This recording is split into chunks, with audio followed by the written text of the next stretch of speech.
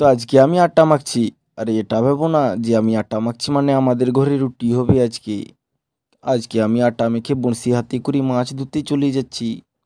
তো প্রথমে বঁড়শিটাতে আটার টোপটা লাগিয়ে জলে ফেলে দিলাম যাতে মাছ খায় আর আমি মাছকে তুলি। তো আমি 2-4 বার মিস ঝাঁকাঝাঁকি দিলাম আর মাছ উঠতেছিল না।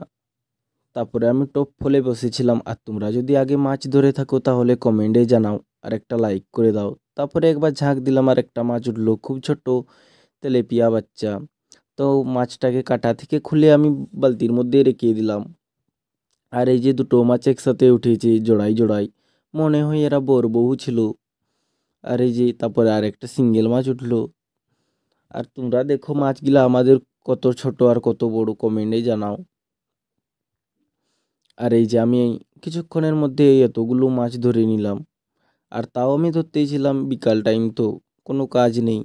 তারপরে আমি শেষে এতগুলো মাছ ধরলাম আর এই মাছগুলো নিয়ে আমি বাড়ি চলে গেলাম।